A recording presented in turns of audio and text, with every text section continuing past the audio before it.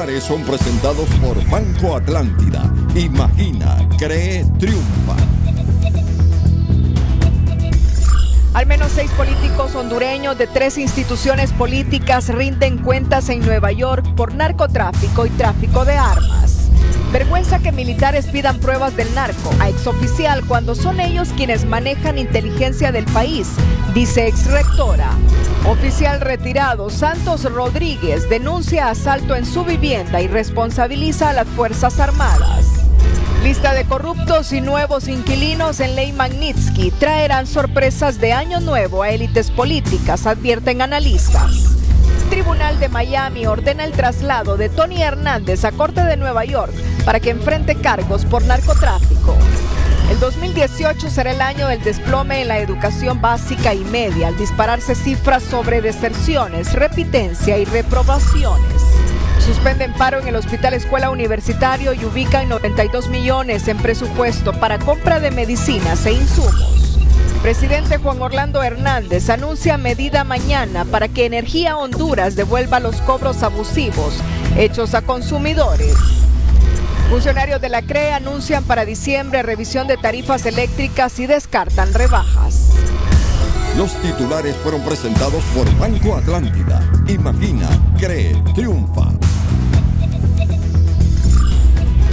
Este es su noticiero TN5 Estelar, desde los estudios del Centro de Noticias Televicentro, para Honduras y el mundo, con Renato Álvarez y Cristina Rodríguez.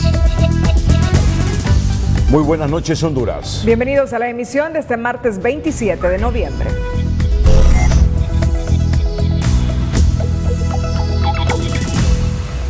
Un juez de Miami ordenó el traslado a Nueva York del excongresista hondureño Juan Antonio Hernández, conocido como Tony Hernández, hermano del presidente hondureño Juan Orlando Hernández, para que responda ahí de cargos relacionados con narcotráfico, reveló este martes la agencia española EFE al tener acceso al documento judicial.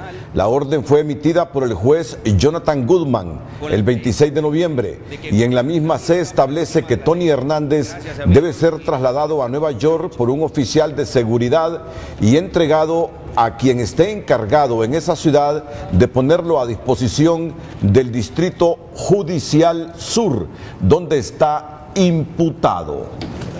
El juez no fija fecha para el traslado, pero señala en su orden que la persona que reciba a Hernández debe notificar a la Fiscalía y la ordenanza del tribunal de su llegada a Nueva York. Tony Hernández fue acusado este lunes de 4 delitos en una corte de Nueva York, entre ellos narcotráfico, armas y falso testimonio ante agentes federales. De ser culpable, su sentencia oscilaría entre los 30 años o la cadena perpetua. La Fiscalía de Nueva York incluyó en su acusación la petición de incautamiento de bienes, pues lo considera un narcotraficante de alto nivel. Asimismo, trascendió que el abogado Manuel Retureta, del bufete Retureta Wansen, será el defensor de Tony Hernández. Retureta fue el abogado que llevó el caso de Fabio Lobo, hijo del expresidente Lobo y del expresidente Callejas, y condenado por narcotráfico el hijo del expresidente Lobo.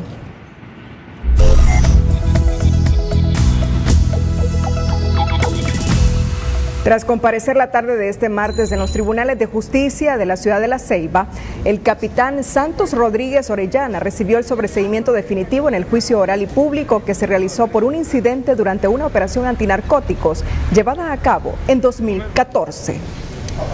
Mi representado estaba jugándose hoy 20 años de cárcel, pero que gracias a Dios este honorable tribunal ha sentado una base importante en el tema de justicia, por cuanto puedo decirlo con toda propiedad, que se ha hecho justicia en esta ciudad de La Ceiba este día en relación a la no responsabilidad de mi representado Santos Orlando Rodríguez. Rodríguez Orellana era acusado de los delitos de tortura y allanamiento de morada en perjuicio de 4 misquitos. El hecho ocurrió en la zona núcleo de la Mosquitia hondureña. El capitán en retiro Santos Rodríguez Orellana denunció este martes en La Ceiba que personas desconocidas a bordo de un carro sin placas color rojo ingresaron en su casa en la capital, maniataron a su empleada y empezaron a husmear en sus cosas y preguntaban por ellos. Orellana, quien se encuentra en La Ceiba, donde salió absuelto de un juicio, dice que cualquier cosa que le ocurra es responsabilidad de las Fuerzas Armadas. carro, porque me está diciendo que llegaron unos muchachos. Sorprendido y preocupado reaccionó este día el ex capitán de las Fuerzas Armadas, quien junto a su esposa se encontraban en la ciudad de La Ceiba cuando fueron avisados de que varios sujetos ingresaron a su casa de habitación en un carro sin placas color rojo, preguntando por su persona y el centro de estudio de sus hijos. Se metieron a mi casa a intimidar a la muchacha que cuida a mis hijos. Gracias a Dios, pues mis hijos se encontraban en la escuela, pero sí llegaron armados y todo eso. Entraron a mi casa y le dieron vuelta a un montón de papeles. Entonces, lo que hace por lo general en operaciones de estas para inculparlo a uno es, lo que yo puedo pensar es que nos están poniendo pruebas o algo que nos pueden meter dentro de nuestra casa para después inculparnos de algo. De acuerdo con las declaraciones del propio Rodríguez Orellana, maniaron a la empleada y huyeron de su casa hasta que desordenaron todo. En sus declaraciones, el ex capitán fue contundente y dice que si algo le ocurre es culpa de las Fuerzas Armadas de Honduras y de los mismos poderes del Estado. Eso yo creo que es parte de las Fuerzas Armadas o del presidente de la República, porque hay intereses de un montón de políticos que saben que están involucrados en el narcotráfico. Son los responsables, pero uno de los responsables directos es las Fuerzas Armadas. Son la forma que ellos operan, o formas que hacen sus operaciones para intimidar a las personas para que no sigamos denunciando la corrupción en nuestro país. El ex capitán Rodríguez enfatizó sobre el comunicado por parte de las Fuerzas Armadas de Honduras, donde piden pruebas a un ciudadano, a lo que él indicó de que ellos son los principales responsables de las acciones denunciadas. En La Ceiba, Naún Monge, Telenoticias. La ex rectora de la Universidad Autónoma, Julieta Castellanos, manifestó que el comunicado emitido este lunes por las Fuerzas Armadas es vergonzoso y da pena, porque en el mismo le pide al ex capitán Santos Rodríguez Maradiaga pruebas de sus acusaciones, cuando es la institución castrense la que posee toda la estructura de inteligencia para realizar investigaciones. A un ciudadano pruebas que lo expongan más de lo que ya se expuso. ¿Y para qué tienen entonces el servicio de inteligencia? ¿Para qué tienen una estructura de investigación si no son capaces de darse cuenta de lo que pasa en su institución? Yo creo que más bien ese tipo de comunicados de las Fuerzas Armadas sí crean desesperanza, porque nos están tratando un problema como lo hacían hace 40 años. No han evolucionado en asumir su responsabilidad y su función institucional. Castellanos reiteró que con comunicados como ese las Fuerzas Armadas ponen más en riesgo la integridad física del capitán retirado Orellana y su familia. A Julieta Castellanos, el planteamiento de las Fuerzas Armadas sobre este caso le hace recordar viejos y difíciles tiempos de la institución castrense, de la cual la sociedad espera no se vuelva permeable a los intereses del narcotráfico, como ya sucedió en algunos casos con al menos 3 partidos políticos, donde 6 de sus dirigentes se tambalean entre acusaciones y condenas en las Cortes de Estados Unidos. Culpar a terceros en vez de asumir sus propias responsabilidades da desesperanza.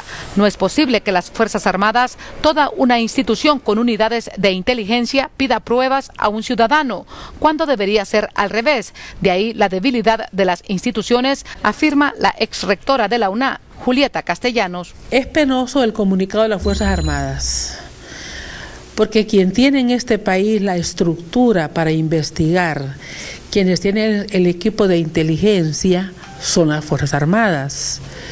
¿Cómo le piden a un ciudadano que entregue pruebas cuando ellos son los que tienen que investigar?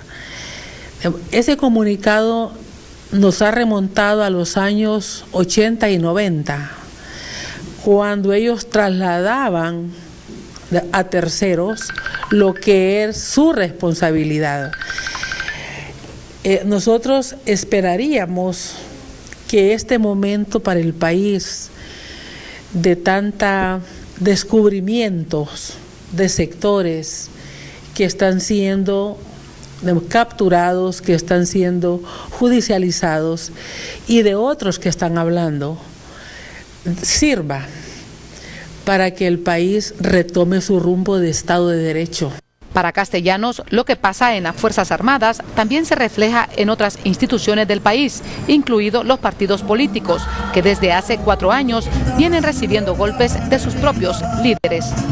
Para el caso, en octubre del 2015 fue capturado en Estados Unidos el político y ex funcionario de gobierno nacionalista Yankel Rosenthal.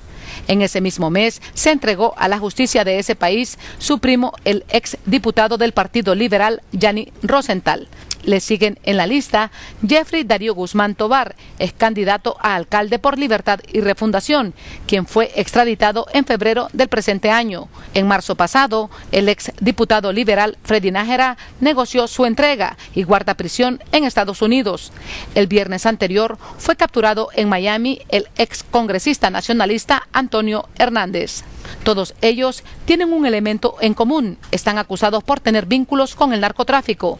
De ahí la urgencia de fortalecer la institucional para disuadir a los políticos, se asegura. Esto significa que sobre todo hay que fortalecer en la institucionalidad estatal toda la capacidad de investigación. Desde el Poder Judicial, el tema también el tema del juzgamiento y de lucha contra la impunidad.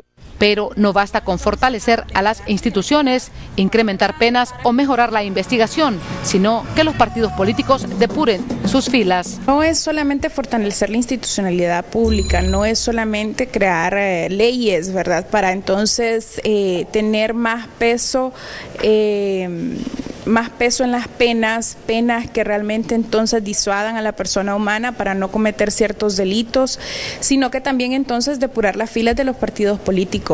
Desde la sociedad civil también se insiste en que son los partidos políticos los llamados a comenzar a limpiar a su militancia y a su dirigencia. De lo contrario, continuarán recibiendo reveses de miembros vinculados con la criminalidad organizada, debilitando aún más a sus instituciones.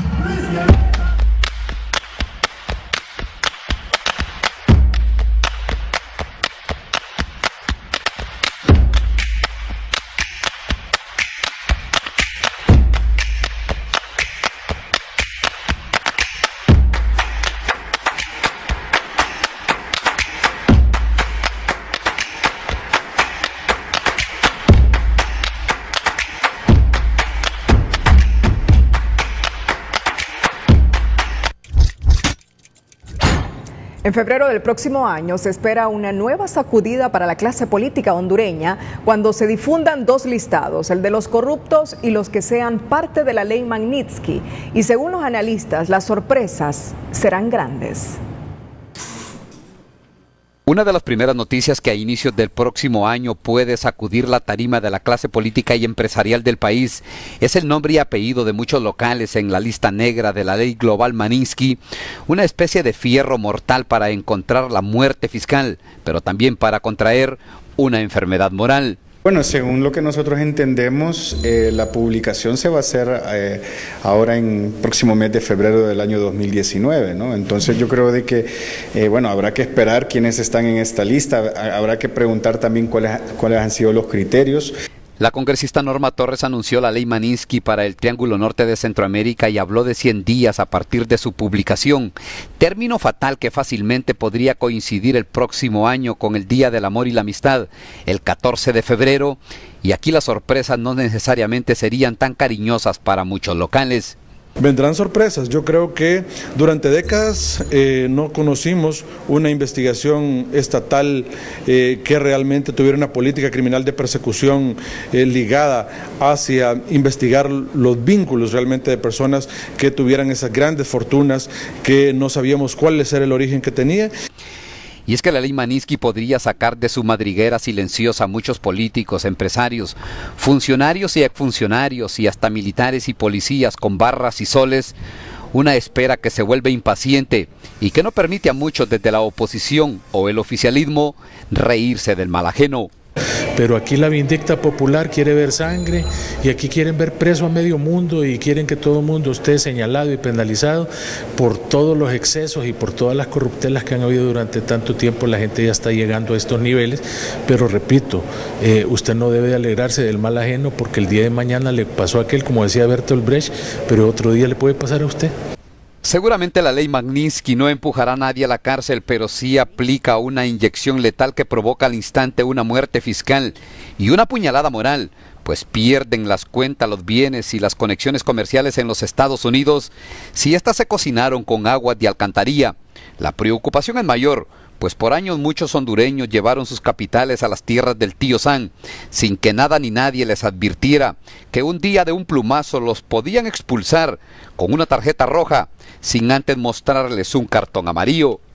Según la proyección en tiempo de la propuesta de la congresista demócrata Norma Torres, los primeros nombres al calor de la ley Magnitsky se podrían empezar a conocer en el país a mediados de febrero del próximo año. Ulises Aguirre, Telenoticias. Bueno, recuérdese que son dos listados. Se espera uno a la luz de lo que ha manifestado la congresista Norma Torres. El listado que debe elaborar la Secretaría de Defensa a petición del Congreso. La lista de los corruptos del Triángulo Norte de Centroamérica. Y la ley Magnitsky, que es una ley que comenzó aplicándose a Rusia, que ahora también se aplica a corruptos y violadores de derechos humanos en cualquier parte del mundo. Son los dos listados que generan mucha expectativa en el país. La situación del derecho a la información y el tema de la secretividad en Honduras fue analizado este día por un grupo de expertos internacionales y nacionales en un foro con gente de la comunidad universitaria de CEUTEC y organizaciones sociales de base por parte del Comité por la Libre Expresión, CELIBRE. Lo que nos preocupa gravemente es que toda esta normativa no está siendo controlada en el país por los órganos jurisdiccionales. La Sala de lo Constitucional no ha resuelto algunos recursos que se han presentado y eso implica restricción a los derechos ciudadanos, porque el derecho de acceso a la información se vincula principalmente a la participación ciudadana. Politólogos internacionales aseguran que se debe hacer una revisión en torno a la ley de secretos y los protocolos internacionales en materia de seguridad para analizar si Honduras cumple o no con los principios rectores de acceso a la información pública. Creo que hay un trabajo muy necesario de revisión de todo ese marco normativo para ver en qué medida está cumpliendo o no con los estándares internacionales de acceso a la información pública, y una vez que se cuente con ese análisis poder embarcarse en una serie de reformas para poder estar al nivel de dichos estándares. La Ley de Transparencia y Acceso a la Información Pública fue impulsada y aprobada en el 2006 y a más de una década de su vigencia, una ley de secretividad ha venido a lesionar el espíritu de esta norma al quitarle facultades para que la ciudadanía pueda ejercer efectivamente su derecho a la información y a saber en qué se gasta el dinero público. Más adelante, el Ministerio Público exhuma cadáveres de presuntos pilotos accidentados en una propiedad de la familia Rosenthal. Antes de desarrollar esa noticia, la Asociación Hondureña de Automovilismo Deportivo y la Federación Internacional de Automovilismo acordaron impartir en Honduras una serie de charlas sobre movilidad segura, orientada a mejorar la educación vial, la reducción de accidentes de tránsito y la inserción del país en las nuevas dinámicas de transporte moderno, haciendo uso de las tecnologías. Dado a que en Honduras los accidentes viales constituyen la segunda causa de muertes, resultó oportuna la reunión que sostuvo la Asociación Hondureña de Automovilismo Deportivo con la delegación de la Federación Internacional de Automovilismo, que impartió charlas técnicas sobre movilidad segura para contrarrestar las contrariedades mortales y también educar acerca de las nuevas vías de movilidad. Se trata de educación, de comunicación, sino que también de las nuevas vías de movilidad que se acercan, llámese vehículos eléctricos y muchas otras cosas que vendrán, que no solamente se trata de difundir y de hacer la campaña normal de seguridad, sino que también de conocimiento de las nuevas maneras de movilidad que se acercan. Los representantes de la Federación Internacional de Automovilismo aseguraron su compromiso con Honduras a fin de mejorar la situación actual de movilidad en el país, haciendo esta más segura, limpia y eficiente. El compromiso de FIAS con Honduras es trabajar para tener una movilidad mucho más segura, limpia y eficiente, que es algo de lo que nosotros notamos en estas recorridas que hacemos por las ciudades. Tiene un transporte que lo notamos bastante desordenado, entonces hay que trabajar. Instituciones públicas y privadas que participaron en la presentación técnica se comprometieron con la Asociación Hondureña de Automovilismo Deportivo y la Federación Internacional de Automovilismo para mejorar las tecnologías en el transporte. Todos están enlazados con el trabajo que está desarrollando el Instituto Hondureño del Transporte Terrestre, incluso pues hablando de las nuevas tecnologías que se están utilizando en las unidades de transporte, como ser la migración a unidades que ya no andan solamente con el combustible que vemos día a día, sino que también otro tipo de modalidades como ser las unidades eléctricas.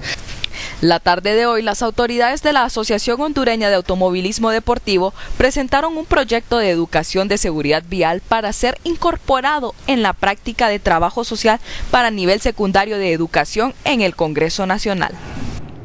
Esta noche en Opinómetro Televicentro le consultamos. ¿Comparte usted la opinión de la exrectora Castellanos que las Fuerzas Armadas, en vez de pedir pruebas al exoficial Orellana, deberían presentar ellos los resultados de su trabajo de inteligencia? Tiene dos opciones, así, B no. Opine enviando sus mensajes al 5550. Y recuerde que este 6 y 7 de diciembre es la gran obra de amor Teletón. Teletón somos todos, y en Farmacias Kielsa, por su donación, usted obtiene este parlante pastilla que ve en pantalla. Escoja entre 4 colores y apúntate a la Teletón. ¿Por qué la Teletón? Somos todos. El precio del dólar y el euro es presentado por la hora ganadora de Bacredomatic.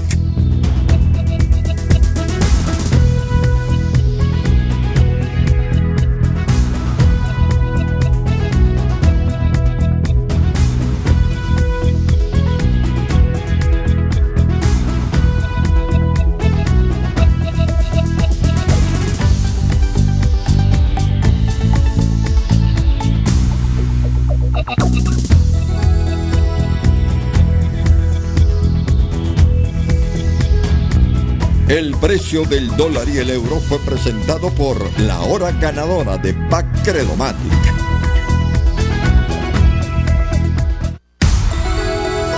Este martes, las autoridades del Ministerio Público efectuaron en la región de San Andrés, Río Coco, en Olancho, la exhumación de 2 cadáveres de presuntos pilotos que transportaban droga en una aeronave que se estrelló en una finca propiedad de la familia Rosenthal, la cual, por medio de sus apoderados, reaccionó sorprendida por la acción, al indicar que no fueron comunicados para hacerse presente, y ligan el hecho a una demanda que ellos han entablado contra el Estado en el juzgado de privación de dominio. En San Andrés, Río Coco, Olancho, el Ministerio Público ha inspeccionado este martes una finca con ganado propiedad de la familia Rosenthal, procediendo a la exhumación de 2 personas de la comunidad y al análisis de restos de una avioneta accidentada en 2012 cuando transportaba droga. Se están haciendo los allanamientos respectivos, se está determinando pues si en efecto estas aeronaves que aterrizaban en esta zona traían drogas, y también se está haciendo la exhumación por parte de personal de medicina forense de estos 2 pilotos que están enterrados en esta misma finca. En 2008 la familia Rosenthal adquirió el terreno y contrató a personas para construir una empacadora de carne, pero según testigos lo que se acondicionó fueron 2 áreas clandestinas de aterrizaje. Para poder llegar a esta zona, entre caminos y ríos, los agentes de la DLCN se tardaron 2 días, o sea que es bien en lo profundo de las selvas del departamento de Olancho.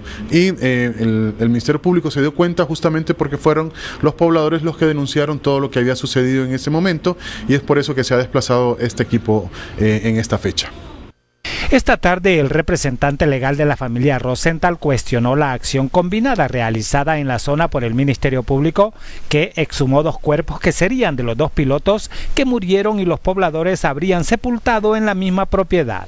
Que a espaldas de la defensa, en el juzgado con competencia territorial que se encuentra en un batallón, la fiscalía, que es la misma fiscal que está en privación de dominio, en el proceso contra los Rosenthal fue la misma que presentó esa diligencia, ya donde supuestamente después de 8 años de haber ocurrido estos hechos sale con un testigo que aparece en el mes de octubre. Las diligencias realizadas por el Ministerio Público fueron ordenadas por un juez de letras con competencia territorial nacional en materia penal desde el día 12 del presente mes. El exgerente de la empresa hondureña de telecomunicaciones Hondutel, Marcelo Antonio Chimirri Castro, fue notificado este martes a través de su representante legal de la sentencia condenatoria a 8 años y 6 meses de prisión recaída en su contra como autor responsable de los delitos de abuso de autoridad y fraude relacionados al caso de corrupción denominado LatinNod. Esto por bajar la tarifa de las llamadas para favorecer a una empresa estadounidense denominada LatinNod. En este momento pues ya el Tribunal de Sentencia ha dictado su sentencia, en este caso para el exgerente de Hondutel, dándole 8 años, 6 meses de reclusión. El caso LatinNod es la segunda condena recaída en la persona de Chimirri Castro, declarado culpable por la Sala Segunda del Tribunal de Sentencia de Tegucigalpa el 31 de agosto pasado, en 2017. Ya había sido condenado a 9 años de prisión al no poder justificar en juicio un enriquecimiento ilícito por 16 millones de lempiras obtenidos mientras desempeñó cargos públicos. En la audiencia inicial que continuó este día en el caso Caja Chica del Hermano, sorprendió la propuesta de la defensa de Ramón Lobo, hermano del expresidente Lobo, al ofrecer una fianza depositaria por 26 millones de lempiras a cambio de un sobreseimiento definitivo que le permita obtener su libertad. Pero será hasta el viernes 30 de este mes que el Tribunal Natural dirá si acepta la propuesta al dar a conocer su resolución. Este martes, tras escuchar las conclusiones de las partes procesales acreditadas para el caso Caja Chica del Hermano, el juez suspendió la audiencia inicial y convocó para el próximo viernes para retomarla y dictar su resolución. El próximo viernes, a partir de las 2 de la tarde, el juez natural designado dará a conocer su resolución en cuanto a la audiencia inicial en el proceso instruido contra Wilfredo Cerrato y Ramón Lobo Sosa, acusados de 125 delitos de fraude y 125 delitos de malversación de caudales públicos por la emisión de 125 cheques que suman la cantidad de 13.728.000 lempiras. Antes de retirarse a deliberar, escuchó las propuestas de los abogados del acusado Ramón Lobo Sosa, quienes ofrecieron fianza depositaria de 26 millones de lempiras que responderían por el sobreseimiento definitivo de su defendido. Su defensa ha presentado una fianza de 26 millones de lempiras y que él pueda ser trasladado a su lugar de origen, firmar el libro respectivo en su ciudad y que siempre esté al cargo de su defensa privada. La defensa privada dice confiar en la prueba aportada por ellos para acreditar que los 13.1 millones de lempiras que sus clientes recibieron tiene procedencia legal. El Ministerio Público ha sustentado su requerimiento fiscal en que no existe justificación legal para la asignación de los recursos. Si existe justificación, nosotros la vamos a acreditar, y también que los recursos han sido desviados para otros objetivos por los cuales no estaban designados, y nosotros también traemos prueba en relación para acreditar, sustentar de que los recursos se gastaron en los objetivos que habían sido precitados por la Casa Presidencial. Ramón Lobo Sosa y Wilfredo Cerrato Durón, diputado al Parlacén, este último, deberán estar presentes el próximo viernes a las 2 de la tarde para escuchar la resolución del juez natural. Cuando regresemos de la pausa, alcalde de Tijuana se enfurece con el gobierno hondureño por los miles de migrantes que pernoctan en esa ciudad mexicana. Esta noche en Opinómetro Televicentro le recordamos, comparte usted la opinión de la exrectora Castellanos que las Fuerzas Armadas, en vez de pedir pruebas al exoficial Orellana, deberían presentar ellos los resultados de su trabajo de inteligencia. Tiene 2 opciones, así, B no. Opine enviando sus mensajes al 5550. Recuerde que la Teletón es la gran obra de amor y desde 1987 se ha hecho realidad ese sueño con el aporte de cada uno de los hondureños, y usted lo puede hacer a través de Tigo, desde su celular, enviando un mensaje de texto con la palabra Teletón al 0055, o también puede marcar asterisco 0055 más cent.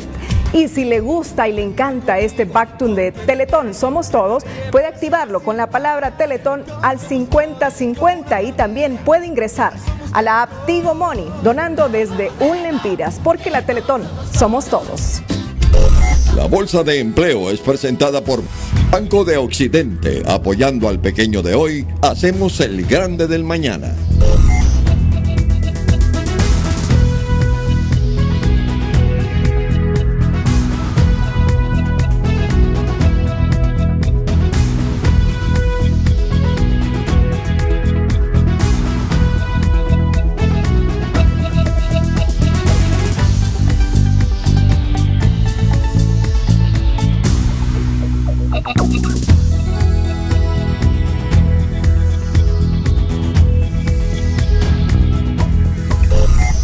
Bolsa de Empleo fue presentada por Banco de Occidente. Apoyando al pequeño de hoy, hacemos el grande del mañana.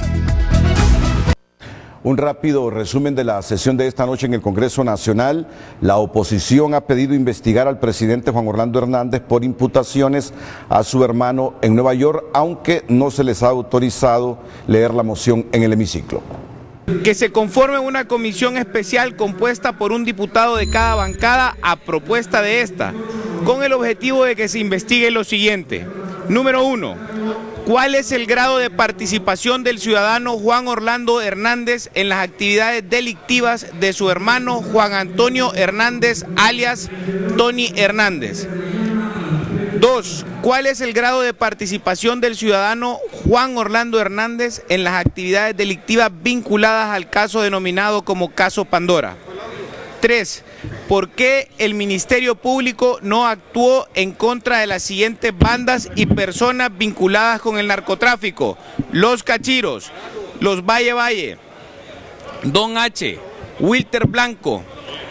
Y hoy les falló el equipo de sonido en el Congreso Nacional de la República y han vuelto a la antigua. Bueno, que definitivamente 2 semanas no tuvimos sesiones porque supuestamente se iban a arreglar todo el sistema de sonido y el sistema de audio. Resulta que hoy nos informan que ayer colapsó del todo, que hay que esperar a otra reunión mañana para ver si se puede resolver la situación, aunque también se plantea que tiene un blindaje muy privado, muy secreto y que esto fue donado por el gobierno de Taiwán. Y por otro lado también se nos pidió no hacer discusiones conflictivas, entre comillas. Siempre en la Cámara Legislativa avanza la discusión y aprobación de la Ley de Protección de Datos. Estamos avanzando, tenemos un poquito de obstáculo, más que todo en el sentido de, hay un poco de desconocimiento de la parte técnica, pero el fondo que lleva esta ley son los derechos ARCO, los derechos que tiene todo ser humano de accesar, cancelar, rectificar y oponerse a actos inequívocos que existan en cualquier base de datos, cualquiera que sea. Y los congresistas acuerdan no renovar 8 contratos de energía. Hemos realizado la revisión con diputados de todas las bancadas de 8 contratos de energía en los que se dictaminó desfavorable por diferentes razones. Una, porque el precio no es competitivo, se establecen alrededor de 15 centavos de dólar por megawatt producido y en este momento ya con la ley, aplicación de la ley del 2014, el Estado de Honduras ha logrado accesar en una primera licitación a 9.6 centavos de dólar y se prevé incluso que este monto podría bajar, incluso traspasar la barrera de los 9 centavos hacia abajo. David Reyes, diputado del PINU, pide aprobar ley de colaboración eficaz. La ley de colaboración eficaz es una herramienta jurídica que le brinda beneficios a las personas que estén en un proceso judicial. Pero estas personas tienen que brindar información, pruebas o evidencias que sean contundentes en un proceso de investigación judicial y a cambio pueden recibir reducción de penas, pueden reducir un plan de protección para él o su familia o pueden recibir mejores condiciones en la cárcel y de esta manera lo que se pretende con esta ley es desarticular las redes de corrupción y de crimen organizado en el país. En el mundo en TN5, Raquel Romero nos informa que el testigo sin rostro brindó su testimonio por segundo día en el juicio contra el Chapo Guzmán y dijo que fueron los años 90 el boom cocainero del cártel de Sinaloa al ganar $12 millones mensuales y cerca de 200 migrantes decidieron regresar a sus países tras los disturbios del fin de semana en la frontera.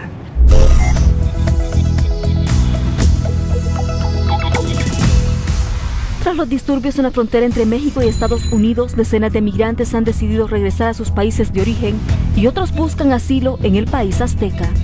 Solo entre ayer y hoy, cerca de 200 miembros de la caravana se entregaron a las autoridades de migración mexicanas para ser deportados. Para muchos, el movimiento ha comenzado a desintegrarse.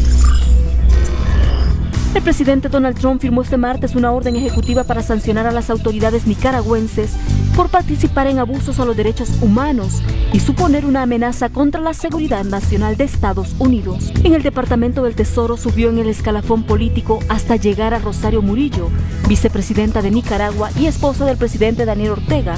Además, fue sancionado Néstor Moncada Lau, consejero nacional de seguridad en Nicaragua. La medida bloquea todos sus bienes y activos bajo la jurisdicción de Estados Unidos e impide a personas y entidades estadounidenses hacer negocios con ellos. Casas en las mejores playas de México, 4 jets privados y un yate al que llamó el Chapito, hasta un zoológico privado en un rancho en Guadalajara y ganancias de $12 millones mensuales sería el resultado de lo que el testigo sin rostro llamó el boom cocainero en la década de los 90. La droga era transportada mezclada entre chiles jalapeños y en camiones con doble fondo. El Tololoche, como lo llamaba el Chapo a Martínez, contó que el transporte de cocaína llegó a hacerse en tandas hasta de 10 aviones. Cada uno transportaba hasta 800 kilos de droga y recibían cargamentos cada 20 días. Después de unos años decidieron importar la cocaína por mar utilizando barcos colombianos y luego la transferían a camaroneros propiedad del Chapo. Tras declararse culpable en una corte de Estados Unidos, el ex tesorero nacional de Venezuela, Alejandro Andrade, fue condenado este martes a 10 años de cárcel por un cargo de conspiración para lavar dinero como parte de un plan que involucró a un magnate venezolano de la televisión y cerca de $1.000 millones. Andrade, que ascendió de guardaespaldas de Chávez a tesorero nacional de Venezuela, deberá entregarse para cumplir su condena el 25 de febrero, según determinó una jueza federal del estado de la Florida. Raquel Romero, Telenoticias.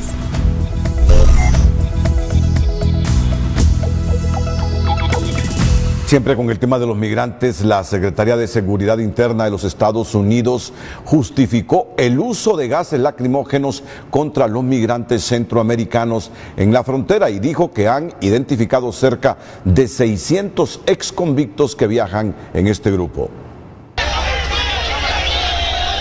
El intento de cientos de centroamericanos de entrar intempestivamente a Estados Unidos ha hecho que el presidente Donald Trump y su equipo resalten otra vez una estadística.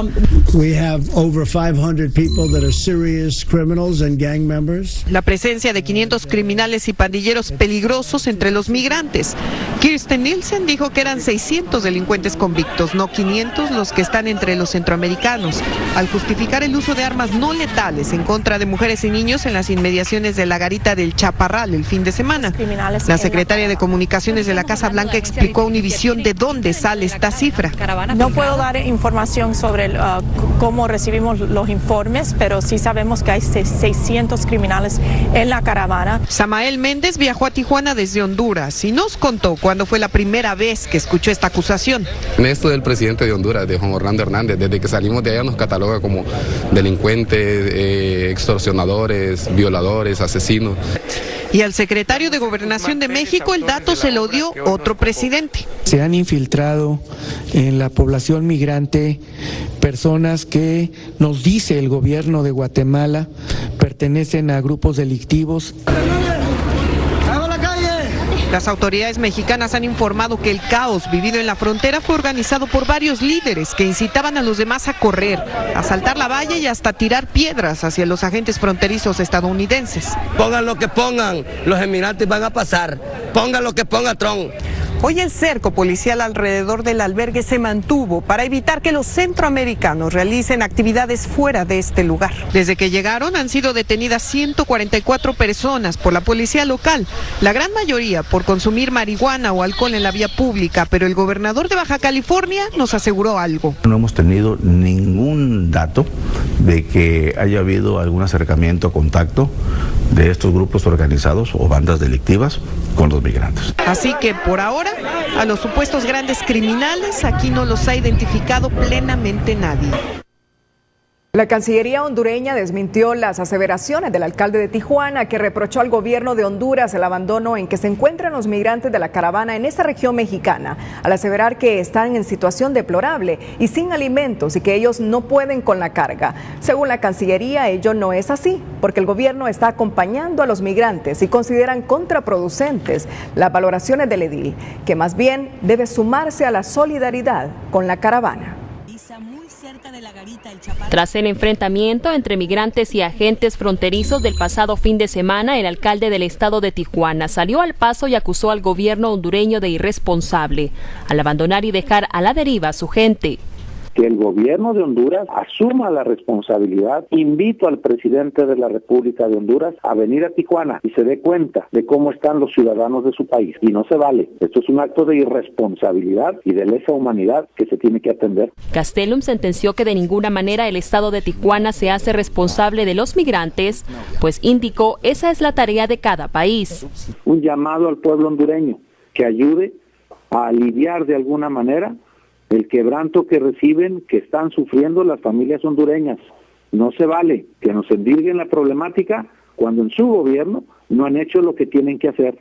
Extremo que niega de manera contundente la canciller hondureña al deplorar las declaraciones del edil mexicano, pues a su criterio generan más tensión y rechazo en la frontera, por lo que le pide solidaridad. Eso no genera nada positivo. Nosotros son seres humanos que buscan mejores oportunidades, así como lo hacen mexicanos en Estados Unidos, y creo que nosotros todos a lo que estamos llamados en estos momentos a ser solidarios, porque somos países hermanos, países vecinos y sobre todo que tenemos las mismas condiciones y los mismos retos.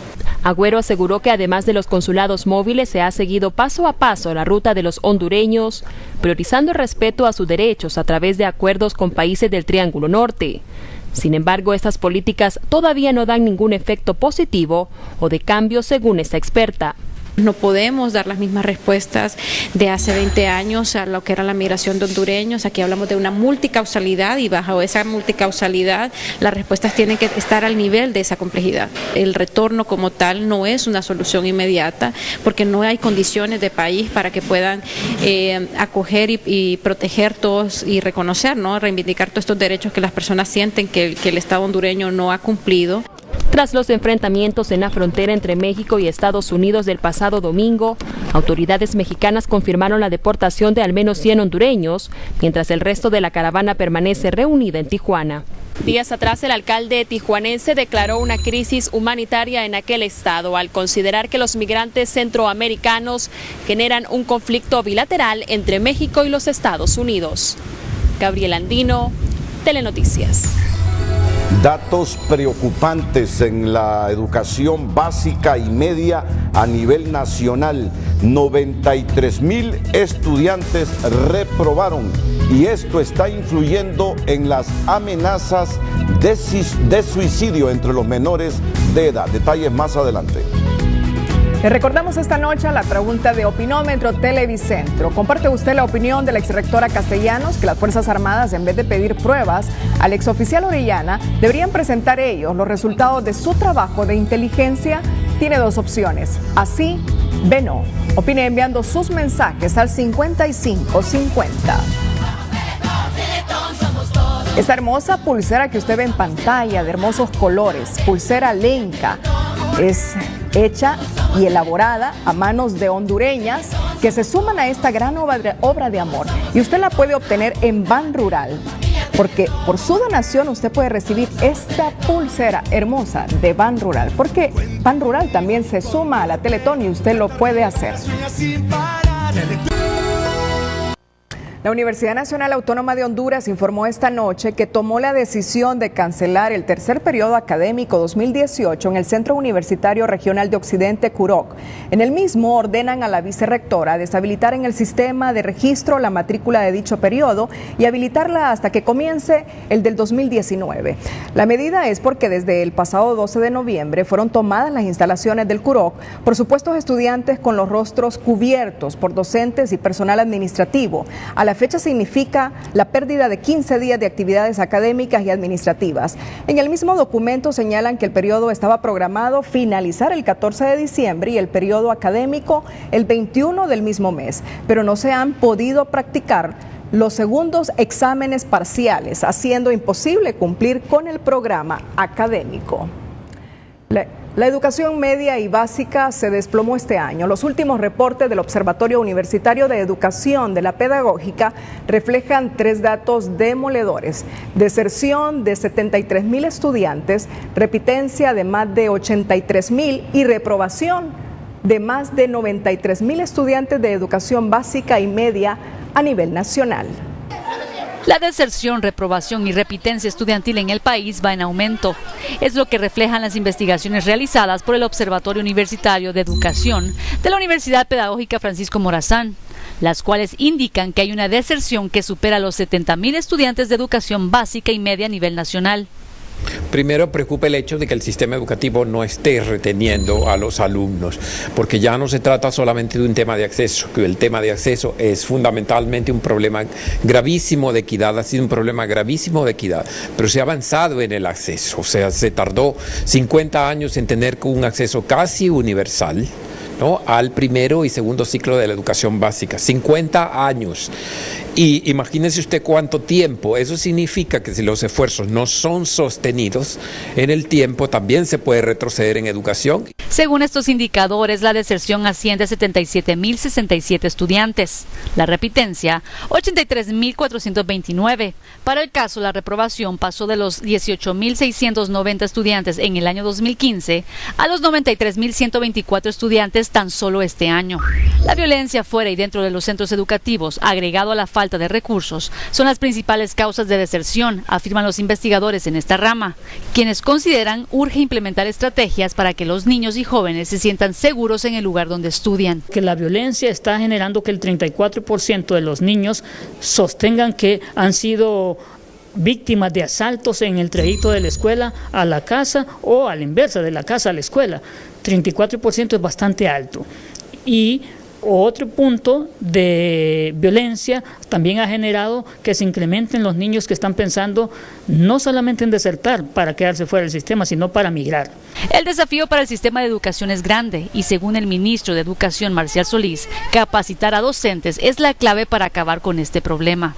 No debemos de ver esto como, ¿y qué va a hacer usted contra la reprobación o qué va a hacer contra la deserción?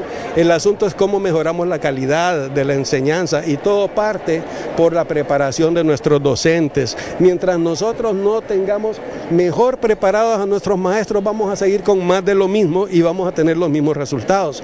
Según el Instituto Nacional de Estadística, este año la población entre 13 a 17 años es de 2.9 millones de jóvenes, de los cuales solo 2 millones lograron matricularse en una institución educativa, quedando fuera 900.000 que no lograron estudiar este año. Ana Gabriela Rivera, Telenoticias. Mire usted cómo las reprobaciones escolares se han convertido en los últimos días en uno de los factores que está influyendo en amenazas de suicidio entre menores de edad escolar, y frente a ello los psicólogos de hospitales como el Mario Catarino Rivas están haciendo una serie de recomendaciones para evitar que el problema se agudice.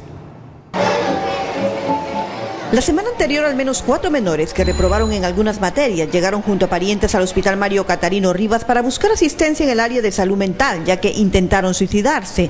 Por eso algunos psicólogos han alzado su voz para hacer las recomendaciones del caso. Se debe detectar desde mucho antes, ¿verdad? Pero en caso de que no se haya hecho y en este momento estén los padres recibiendo pues malas calificaciones de sus hijos, deben tener cuidado al momento de cómo transmitir un pensamiento positivo a sus hijos en torno a esto, cómo ayudar para que sus hijos se den cuenta de los errores que han cometido durante todo el año escolar, cuáles fueron los fallos, analizarlos junto a sus padres y no hacerles sentir culpa, porque los sentimientos de culpa no ayudan, más bien dañan al adolescente, y es cuando ellos toman acciones de intentar suicidarse. La semana inicia y este lunes las consultas por esta problemática prosiguieron. Materias como matemáticas y español entre los estudiantes de básica, así como física y química en algunos bachilleratos, son las que están reportando la mayor cifra de reprobados. Pero no todo está perdido, ya que hay alternativas. Las alternativas que hay ahorita es que el docente debe elaborar pues su plan de reforzamiento para poder atenderlos a ellos y destacar las competencias que ellos no lograron y enfocarse en ellos para poder que pueda pasar el siguiente. Si son 10 y él se quedó en 5, entonces tiene la oportunidad de someterse a las recuperaciones. Pero cada recuperación tiene que ir un compromiso de parte del padre de familia, del estudiante, de poder lograr. Este docente de contabilidad considera que la comunicación entre hijos y padres es clave para evitar que al final del año lectivo, que está por culminar, se den este tipo de flagelos. Porque a veces ese es el problema. Nosotros venimos como padres, y voy a hablar como padre, no como maestro, a veces como padres tiramos la manotada de ahogado al final. Entonces, ¿qué sucede? Nuestros hijos caen en depresión. ¿Por qué? Porque se quedan en 5 o 6 materias y ellos están cansados, de alguna forma están cansados, porque hay algunos que sí quieren y algunos que no. Entonces necesitamos que el padre se comprometa con el alumno, pero sí les pedimos que por favor tomen conciencia los padres y sobre todo los alumnos de que lo que tienen que hacer es cumplir con sus deberes. La población estudiantil se estima que superó los 2 millones de educandos a nivel nacional. Sin embargo, no todos culminaron, ya que por diferentes motivos muchos abandonaron las aulas. Un total de 1,000 consejeros y socioterapeutas fueron graduados este día para fungir como orientadores que permitan ayudar a los jóvenes estudiantes a superar su adicción a las drogas. Y su ayuda va acompañada de enseñanza psicológica y apoyo constante para mejorar el autoestima de los estudiantes. La noticia positiva es presentada por Link, para gustos, los sabores. Con el fin de ayudar a la juventud hondureña a superar los problemas que ocasionan las drogas, la Secretaría de Educación, por medio de su programa Sin Drogas Vivís Mejor, graduó este día a más de 1,000 consejeros y socioterapeutas preparados para atacar este flagelo en el país. Pues el programa tiene ya 3 años, ya hemos beneficiado a más de 100 centros educativos. Este año se están graduando de 50 centros, el año pasado graduamos 850 maestros también. Este programa académico incluye una enseñanza psicológica, la cual va reforzada con casos de la vida real al momento del aprendizaje. Trabajamos para prevenir adicciones convencionales y no convencionales. No nos basamos en una sola sustancia, sino que estamos hablando de ya un proceso psicológico que es la personalidad adictiva. Nuestro programa trabaja en base a 4 fases. Hilda Martínez, por ejemplo, es orientadora en un instituto público de la capital y a sus 57 años reconoce que es necesario que los docentes estén preparados para saber cómo enfrentar este fenómeno social. Nosotros como docentes manejemos algunos indicadores que nos ayuden a ayudar a los muchachos para el bienestar de ellos, para recuperarlos. Los resultados de este programa ya se pueden ver.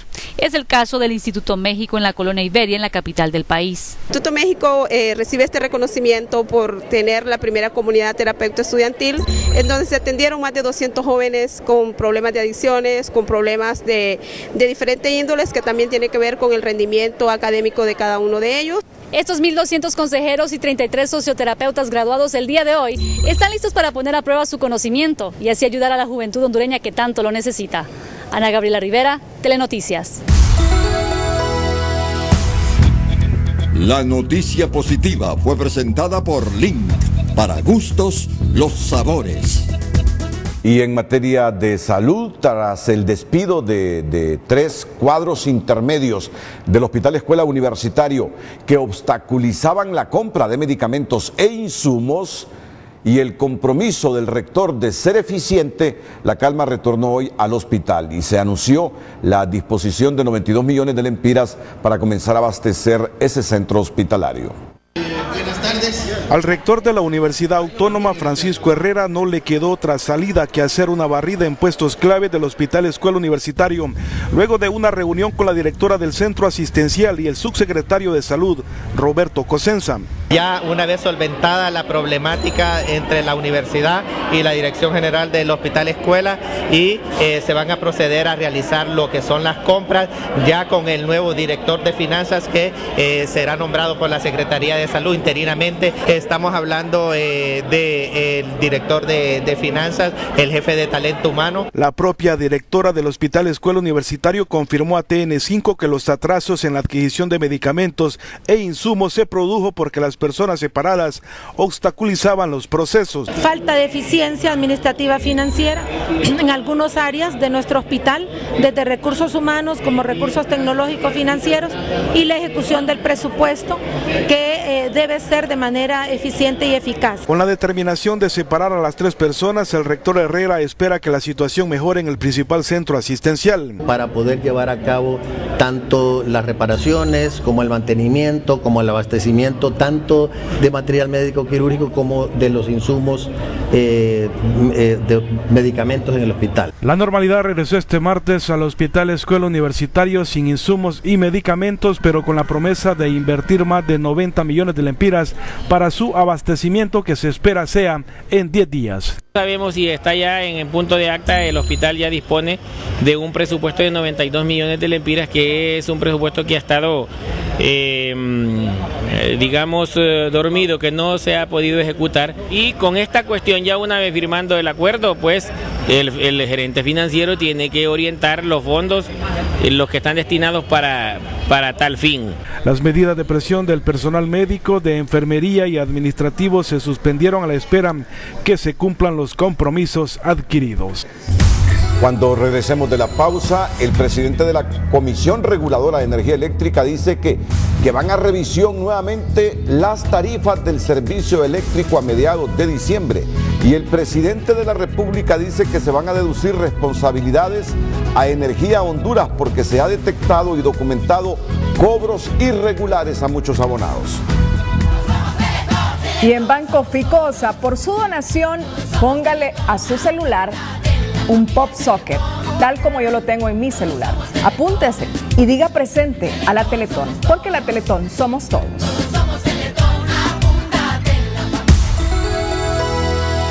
El precio de los combustibles es presentado por Miller Lite. Mantente auténtico.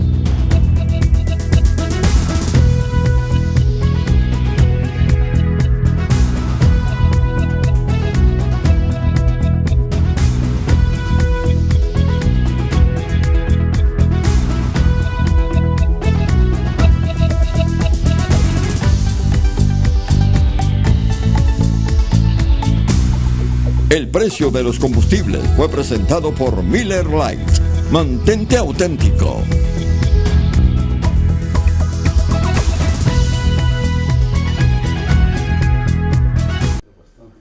Directivos de la Asociación Hondureña de Energía Renovable explicaron que la ANE mantiene un rezago de 6 meses en los pagos a los generadores de energía y solamente tienen promesa de saldar la mora al cierre del año, la cual asciende a unos 6.000 millones de lempiras.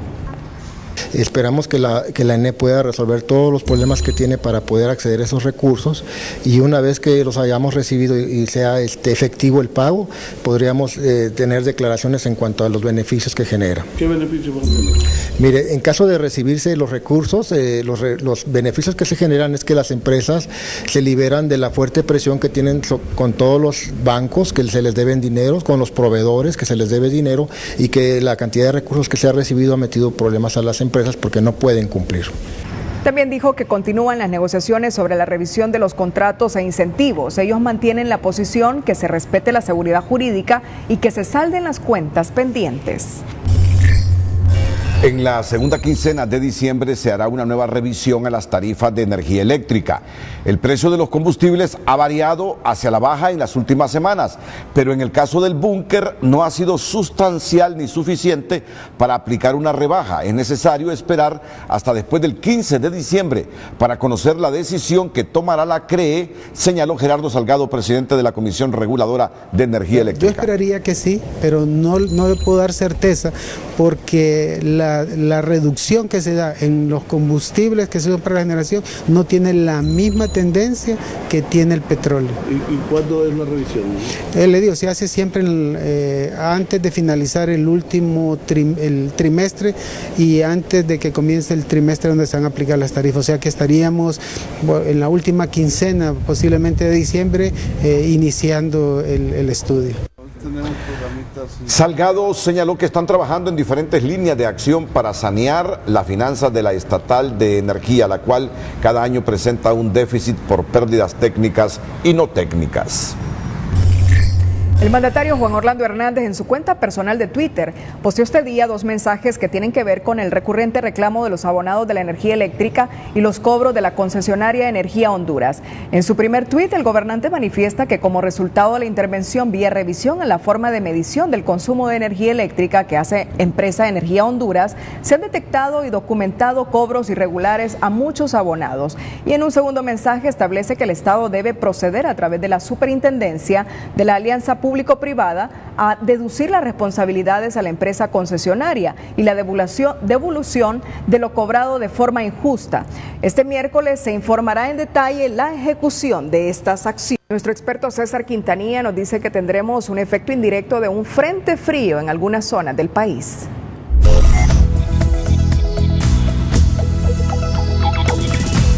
Hola, ¿qué tal? Feliz noche para todos. Bueno, para esta jornada que se avecina, tenemos la aproximación de un frente frío que se extiende desde la península de la Florida, cruzando el oriente de Cuba y hasta la parte alta de Belice y Guatemala. Sin embargo, aunque no llega de lleno, conecta a nuestro territorio, tiene un impacto indirecto porque alguna humedad a través de esta vaguada prefrontal se ha hecho presente desde esta jornada en varios sectores, varias regiones del nororiente del territorio nacional. Para esta jornada que se avecina, pues tendremos algunas rachas de viento proveniente del noreste en el territorio nacional. Y en cuanto a posibilidad de chubascos sobre el departamento de Gracias a Dios, departamento de Colón y el departamento de Olancho, sin descartar en horas del amanecer algunos chubascos en el noroccidente del país. Las temperaturas mínimas con algunos descensos entre 15 y 20 grados Celsius para levantarse nada más. Luego se van arriba y tendremos valores arriba de los 30 grados a nivel nacional.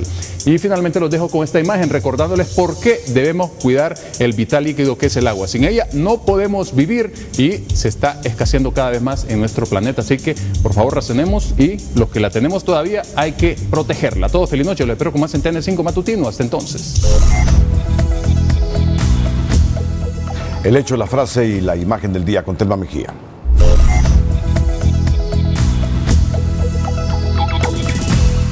Ramón Lobo, implicado en caso Caja Chica del Hermano, ofrece 26 millones en fianza depositaria para que cierren su caso y lo dejen en libertad. Esto piensa la exrectora de la posición de las Fuerzas Armadas ante denuncia de excapitán Orellana. Es una pena que le pidan a un ciudadano pruebas que lo expongan más de lo que ya se expuso. ¿Y para qué tienen entonces el servicio de inteligencia? ¿Para qué tienen una estructura de investigación si no son capaces de darse cuenta de lo que pasa en su institución? La penetración del narcotráfico en la política tiene al menos a 6 dirigentes rindiendo cuentas en Nueva York y sacudiendo el sistema de partidos políticos en Honduras. Esta fue la pregunta de Opinómetro Televicentro esta noche. Comparte usted la opinión de la exrectora Castellanos, que las Fuerzas Armadas, en vez de pedir pruebas al exoficial Orellana, deberían presentar ellos los resultados de su trabajo de inteligencia. Usted tenía 2 opciones, así, B, no. Estos son los resultados: por el sí, el 86%, por el no, el 14%. Llegamos al final de esta emisión. En minutos, la señora 04ª temporada. Nos despedimos con las 5 de TN5. Feliz noche.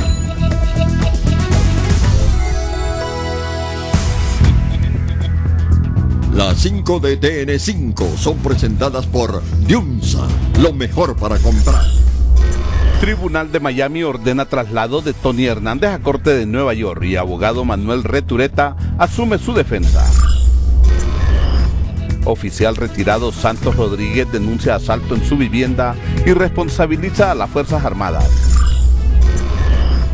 Presidente Jo anuncia medida mañana para que Energía Honduras devuelva los cobros abusivos hechos a consumidores. Marcelo Chimirri es condenado a más de 8 años por el caso Latinot. Y descubren plantíos de presunta cocaína en el Cerro La Llorona en Lloro.